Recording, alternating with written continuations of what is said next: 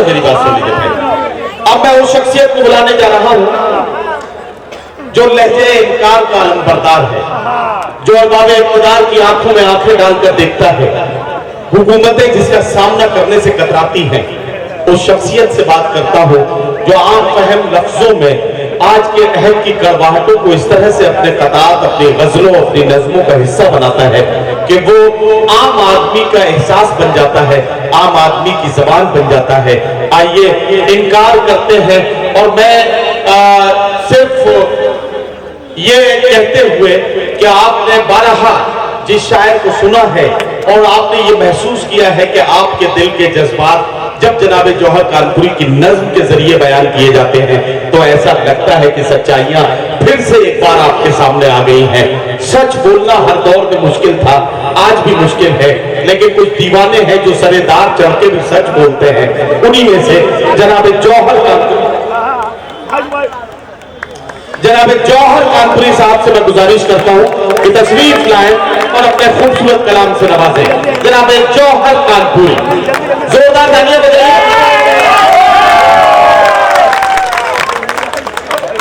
मुझे अगर कहने दें तो जौहर कानपुरी साहब को सुनने के लिए ये तालियां कमजोर थी। जरा पूरे मुशायरे को बताइए, जनाब जौहर कानपुरी।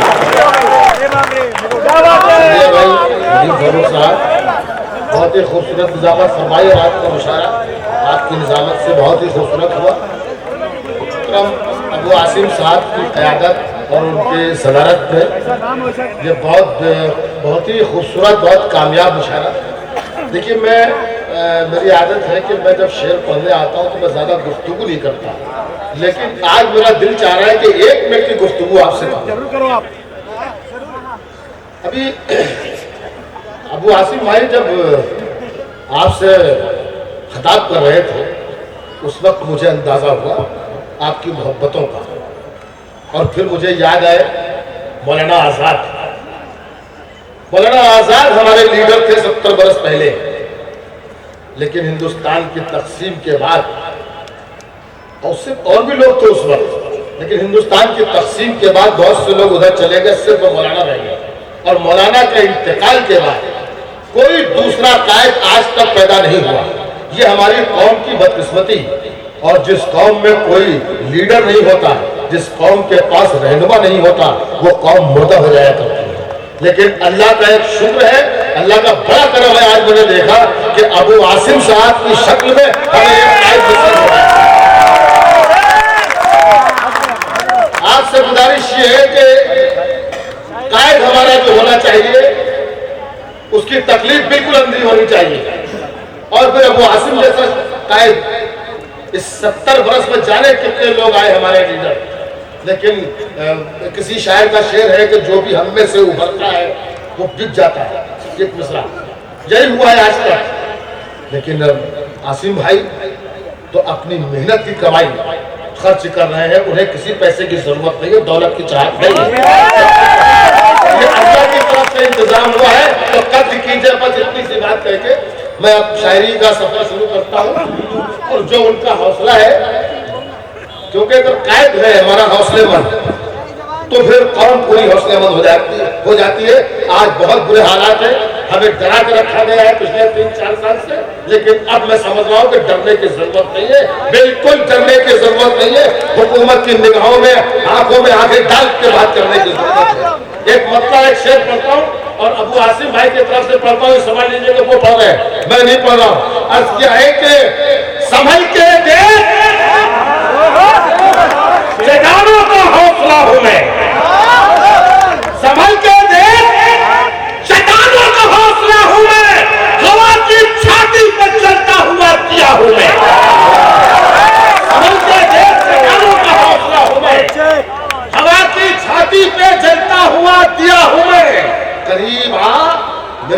आंखों में आंखें डाल के देख, करीब आ, मेरी आंखों में आंखें डाल के देख, पता चलेगा कि कितना डरा हुआ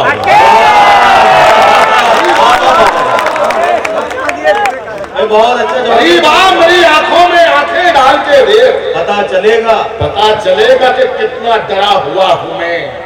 हमारे देश की आजादी का जश्न हम कितनी शान से मना रहे हैं, लेकिन हमें देशभक्ति का सबक वो लोग सिखाते हैं जो अपने घर पे तिरंगा तक नहीं लगाते, जिन्होंने जंग आजादी में अंग्रेजों की दलाली की, वो हमें वतन परस्ती सिखाते। हमारे जैसा कहाँ है वतन परस्त कोई, हमारे जैसा कहाँ है वतन परस्त कोई, हम इस जमीन पे अपनी जबी झुकाते हैं। हमारा जैसा कहाँ है वतन परस्त कोई, हम इस जमीन पे अपनी जबी झुकाते हैं, और वो देशभक्त नहीं है, वतन के दुश्मन है जो अपनी छत पर तिरंगा नहीं लगाते। वो देशभक्त नहीं है जो अपनी छत पे तिरंगा नहीं लगाते हैं। मदद करेगा खुदा, हौसले जमा रखो, उठो और अपने उजालों का एहतमाम करो। बेशक, वाह वाह वाह। जो मिश्रा धीरे से पढ़ दिया जाए ये ना समझो आपका हल्का है, ये ऐसे ही समझ रहा है, ऐसा मत करो आप। ये मेरा मामला है, किसी का जोर लगाऊंगा, किसी को आराम से कहूंगा। आप पूरी तरह बेदार रहिए। मदद करेगा खुदा, हौसले जमा रखो, उठो और अपने उजालों का एहतमाम करो। है चांद और सितारों का इंतजार फजूल, ये जला के अंधेरों का कत्लेआम करो।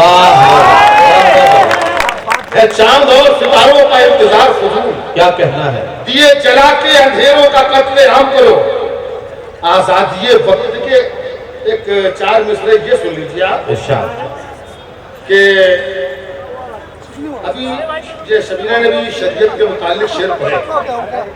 मकसद ये था कि तलाक पर बहुत कुछ ये हुकूमत कर रही है, हमारे घर की औरतों से उन्हें बड़ी हमदर्दी। अभी जो ब्यौरा आया है, जो सर्वे हुआ है, उसमें ये है कि 200 तलाकें जब आपके वहाँ होती है तो 1 तलाक हमारे वहाँ होती है। ये है सर्वे, ये रिपोर्ट 2014 से लेकर 2016 की जो रिपोर्ट है वो ये है कि जब 200 तलाकें आपके वहाँ होती है तब 1 तलाक इस्लाम वालों के वहाँ होती है। तो भाई बगैर तलाक के छोड़ने वालों को तो कोई रिकॉर्ड अभी है ही नहीं। बिल्कुल सही कह रहे हैं आप। क्या है शरीयत, क्या है बिदअत, बस समझाओ। जरा इसको बंद करो, इसे जरा बंद करो, जो भी चला रहे थे बंद करो, क्योंकि मैं अब मेरी समझ में आया जी, आपकी समझ में नहीं आया। अच्छा, अब मेरी समझ में आया कि लोग दाद क्यों नहीं दे रहे, तो वो सुन नहीं रहे, देख रहे। सबकी नजरें हो रहे हैं, अभी नजरें होंगी तब बात बनेगी। इसको बंद करो यार थोड़ी देर के लिए, खुदा के लिए। चलो बंद कर दो यार, चलने दीजिए, नहीं देखेंगे, नहीं देखेंगे, इससे कहिए हाँ देखेंगे, एक उधर मत देखना आप जौहर भाई की तरफ देखिए। उसके बाद शेर बोलूंगा जी, आप देख रहे हैं, सुन रहे, लड़ेंगे अमन की खातिर, तो मैंने नब्बे देखे लोग, लड़ेंगे अमन की खातिर, उसूल वाले हैं। वाह, हमारे साथ चलो, हम उसूल वाले हैं। ऐसे जरा आइए वापस। शायरी देखी नहीं जाती, शायरी सुनी जाती है। सुनिए शेर, सुनिए। क्या है बिदअत, क्या है बिदअत, क्या है शरीयत, मत समझाओ। बेसरकार की इन बातों को बंद करो और मेरे घर में ईंट लगाने से पहले अपने घर के सुराखों को बंद करो। मेरे घर में ईंट लगाने से पहले अपने घर के सुराखों को बंद करो, अपने घर के सुराखों को बंद करो।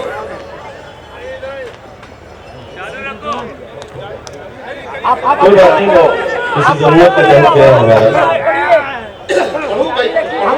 हाँ तो 2-3 मिनट चलिए, 2-3 मिनट मैं शेर सुनाता हूँ, लेकिन पूरी तरह बेदारों को जी। शमशेर में तैयार है ना? तैयार है।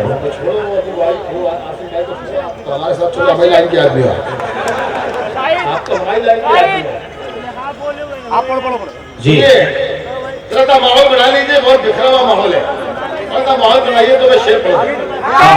मुझे तालियां वालियां बजा के बताइए क्या क्या है कि अंगारों को फूल बनाया जाएगा, अंगारों को फूल बनाया जाएगा, ये नारा मकबूल बनाया जाएगा। बात होगी मंदिर मस्जिद की तामीर, पहले एक स्कूल बनाया जाएगा।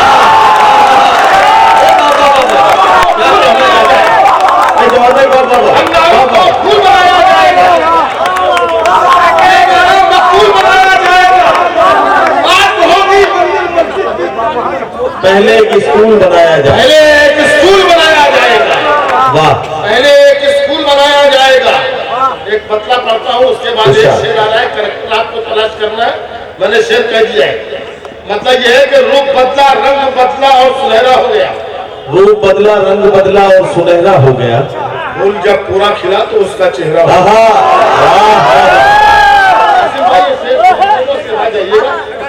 रूप बदला, रंग बदला और फूल जब पूरा खिला, रूप बदला, रंग बदला और सुनहरा हो गया। फूल जब पूरा खिला तो उसका चेहरा हो गया। भाई, जो ये कहता था मैं सूरज हूँ, करूंगा रोशनी, जो ये कहता था मैं सूरज हूँ, करूंगा रोशनी। कलेक्टर आप तलाश करें, बात सच हो तो एक शख्स की तालियां होनी चाहिए। जो ये कहता था मैं सूरज हूँ, करूंगा रोशनी, उसके आते ही अंधेरा और गहरा होगा।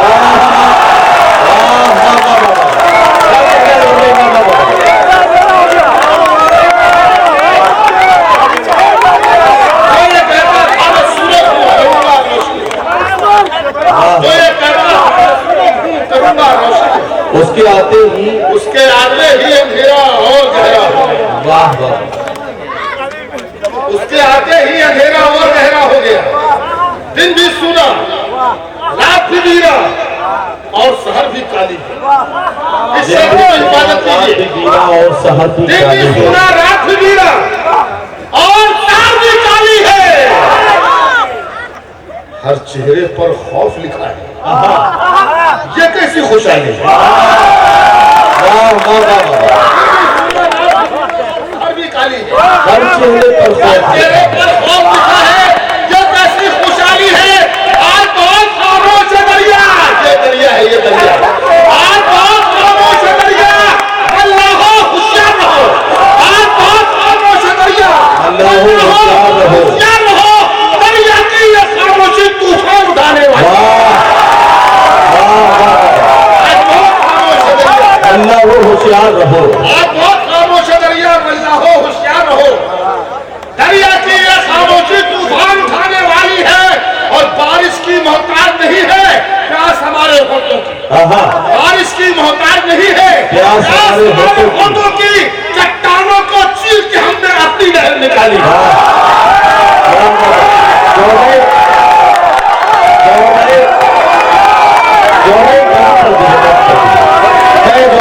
साहब से एक बहुत ही शानदार नज़्म की गुजारिश कर रहा हूँ। आप बहुत अच्छा सुनने लगे हैं और जाहिर है कि पूरा मुशायरा आपने बहुत अच्छा सुना है। तो बहुत खामोश है दरिया, अल्लाह हो होशियार रहो। दरिया की ये खामोशी तूफान उठाने वाली है। शौक पूरा हुआ एक शौक भी मेरा, वाह, अदा हुई एक सुन्नत थी। पूरा हुआ एक शौक तो मेरा, अदा हुई एक सुन्नत भी। पूरा हुआ एक शौक भी मेरा, अदा हुई एक सुन्नत भी। दुनिया भर ने कुत्ते पाले, मैंने बकरी पाली। पूरा हुआ एक शौक भी मेरा, पूरा हुआ एक शौक भी मेरा, अदा हुई एक सुन्नत। दुनिया भर ने कुत्ते पाले, दुनिया भर ने कुत्ते पाले, मैंने बकरी पाली है। वाह, मैं घर की तामीर में गुम था। बहुत अच्छा शेर सुनते हैं आप, इसलिए सुना रहा हूं आपको कि मैं घर की तामीर में गुम था और मस्जिद के मिंबर से। मैं घर की तामीर में गुम था और मस्जिद के मिंबर से एक फरिश्ता चीख रहा था, आओ जन्नत खाली। क्या वाह वाह वाह, क्या कहना है बाबा। मैं घर की तामीर में कुछ था और मस्जिद के मिंबर से एक फरिश्ता चीख रहा था आओ जन्नत आती है। ये 4 मिसरों के लिए हुक्म दिया है मुझे आसिम भाई ने, तो वो 4 मिसरे सुन लीजिए, क्या करें मुझे याद आ जाए कि इरादे हो जमा जिनके वही मंजिल को पाते हैं।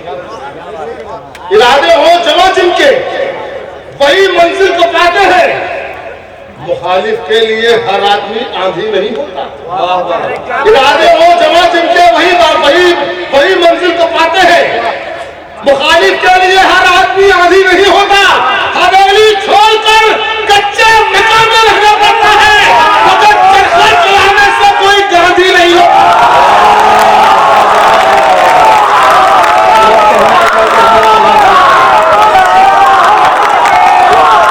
हवेली छोड़कर कच्चे मकान में रहना पड़ता है, फकत चरखा चलाने से कोई गांधी नहीं होता। इरादे हो जमा जिनके वही मंजिल को पाते हैं।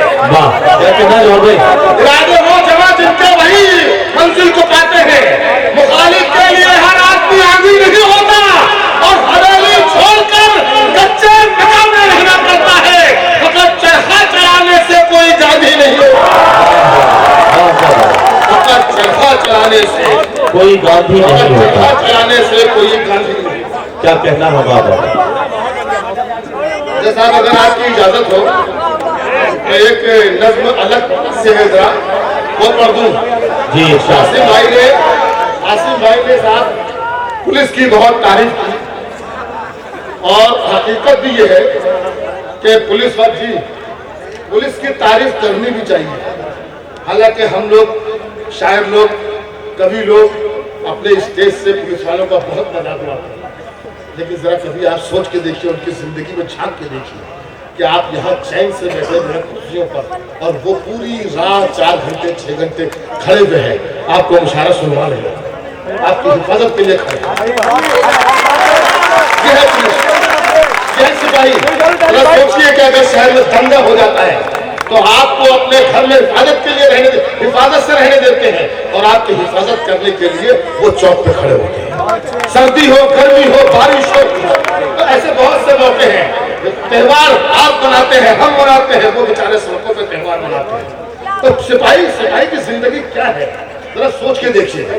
मैंने बहुत गहराई से सिपाही की जिंदगी को सोचा, मैंने बहुत गहराई से एक सिपाही के बारे में सोचा और मौका इसलिए मिला सोचने का कि पिछले दिनों मैं घर में था तो टीवी पर मंजर देख रहा था, खबरें देख रहा था, तो मैंने देखा कि सरहदों से सिपाहियों के जनाजे आ रहे हैं, उनकी अर्थियां आ रही हैं, लेकिन जिन घरों में अर्थियां जा रही हैं वो कच्चे मकान, मामूली से गांव और उनके बच्चों के जिस्म पर फटे हुए कपड़े, उनके माँ बाप के जिस्मों पर बोसीदा लिबास। मैंने कहा यार ये हमारे सिपाही जो सरहदों पर रहकर हमारी हिफाजत करते हैं, उनके ये हालात, और जो हमारे देश को लूट रहे हैं वो ऐसी महलों में रहते हैं। बस एक शायर बागी हुआ और आसिम भाई एक बागी शायर की आसिम भाई के सामने पढ़ रहा हूँ। आसिम भाई को सियासी आदमी में तस्लीम नहीं करता, ये सियासी आदमी है ही नहीं, क्योंकि सियासत में तो वो आ रहा है ना आजकल कि जिसे अपनी पूंजी 2 नंबर की बचानी है या 2 नंबर पे काम करना है या कत्ल छुपाने हैं। देखिएगा अभी जो इंशाअल्लाह 2019 का आना चुनाव होने दीजिए, उसके बाद में कई बहुत बड़े लोगों को फांसी होने वाली है। तो ऐसे सियासी लोगों को मैंने अपनी नज़्म में रखा और इन सिपाहियों का नज़्म सुनिए। नज़्म याद शुरू होती है, लेकिन नज़्म के 2 मिसरे पढ़ूंगा, एक शख्स की तालियां होंगी तो नज़्म आगे बढ़ेगी। नज़्म का उन्होंने पहले मिसरे तो पढ़ने दो यार, ये तो हमारी कौम की गलती है, पहले मिसरे तो पढ़ने दो।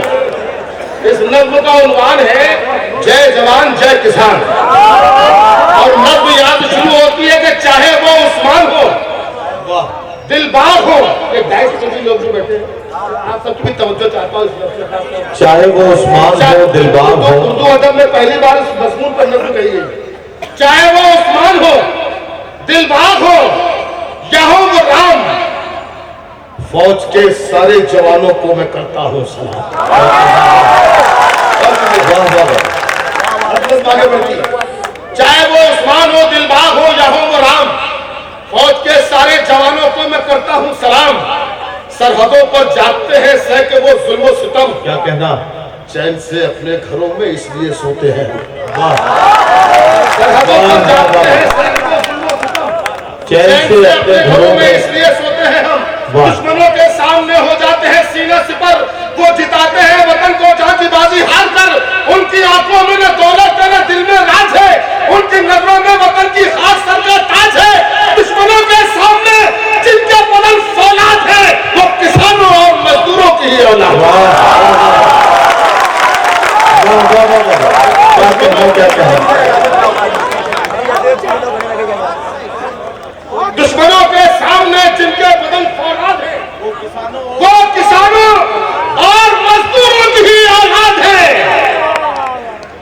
क्यों किसी नेता का बेटा जंग पे जाता नहीं? एक सवाल है। दुश्मनों के सामने जिनके बदन फौलाद है, वो किसानों और मजदूरों की ही औलाद है। क्यों किसी नेता का बेटा जंग पे जाता नहीं? जाके सरहद पर तिरंगा क्यों लहराता नहीं? जाके सरहद पर तिरंगा क्यों लहराता नहीं? अब मेरा जनता से, अब मेरा मुंसिफ से कहना है कि होशियारी करे। अब मेरा जनता से कहना है कि होशियारी करे। जब चुनाव आए तो ऐलान जारी करे और बदल दो मुंसिफों तुम देश के कानून को। आजमाओ इस तरह से लीडरों के खून को। रहते हैं तैयार वो जो खून पीने के लिए सरहदों पर उनको भेजो 6 महीने के लिए।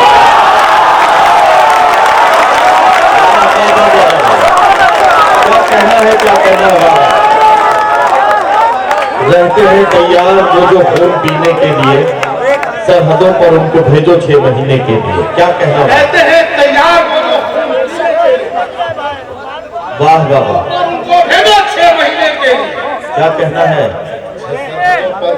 जिनके घर, जिनके सर पर ताज है या जिनकी आंखों में है ख्वाब। एक शायर पूछता है, एक शायर मांगता है आज उन सबसे हिसाब। आप क्यों ये चाहते हैं देश के लीडर हुआ? भाई आप क्यों ये चाहते हैं देश के लीडर हुआ? रहनुमाई आपकी हो, मुल्क के रहबर हुआ। आपकी कुर्बानियां क्या है गिनाएंगे मुझे? क्या किया है देश की खातिर बताएंगे मुझे? आपके घर का शहीद आने वतन में था कोई? क्या वतन के काम आया आपका अपना कोई? क्या वतन के काम आया आपका अपना कोई? अपनी जो कुर्बानियों के वास्ते तैयार है, इस वतन की रहनुमाई के वही हकदार है। अपनी जो कुर्बानियों के वास्ते तैयार है, क्या कहना हुआ? इस वतन की रहनुमाई के वही हकदार है। रहनुमा होने की अब ये शर्त भी हो लाजमी। वाह, सुनिए बहुत गौर से, 3-4 लाइनों की नज़्म रह गई है बस, और जोरदार तालियों के साथ मुझे रुखसत कीजिएगा। रहनुमा होने की अब ये शर्त भी हो इस वतन की रहनुमाई के वही हकदार हैं। रहनुमा होने की अब ये शर्त भी हो लाजमी। रहनुमाई के फकत हकदार हो वो आदमी। अब चुनाव में टिकट बस उनको मिलना चाहिए, बस उन्हीं के बाग में ये फूल खिलना चाहिए जिनकी आंखों के उजाले देश को रोशन करें, जिनके पाले देश पर कुर्बान तन मन धन करे, जो सुकून अपना लुटाए इस वतन के वास्ते, अपनी धरती के लिए, अपने गगन के वास्ते, जो करें तैयार बच्चों को शहादत के लिए, जो करें तैयार बच्चों को शहादत के लिए, जिनके बच्चे सरहदों पर हैं हिफाजत के लिए, बस उन्हीं को देश का सुल्तान होना चाहिए, उनके ही हाथों में हिंदुस्तान होना चाहिए। साथियों, जनाब जौहर कादरी साहब ने वो खूबसूरत सी नज़्म आपकी खिदमत में पेश की, जिसके हवाले से उन्होंने जवानों के हवाले से जो बातचीत की थी। मैं जौहर कादरी साहब का बहुत मशकूर हूँ कि उन्होंने अपने कलाम के जरिए हमारे मुशायरे का आहत को बहुत बुलंद कर दिया। आइए, अब मेरे पास चंद फरमाइशें हैं, मैं फरमाइशों के एतबार से सबसे पहले जनाब आजाद प्रतापगढ़ी साहब से गुजारिश कर रहा हूँ। आजाद प्रतापगढ़ी साहब से एक नज़्म की फरमाइश है, वो नज़्म हमें उनसे सुननी है, लेकिन ये इंतशार, इस इंतशार में किसी शायर को नहीं पढ़वाया जा सकता है।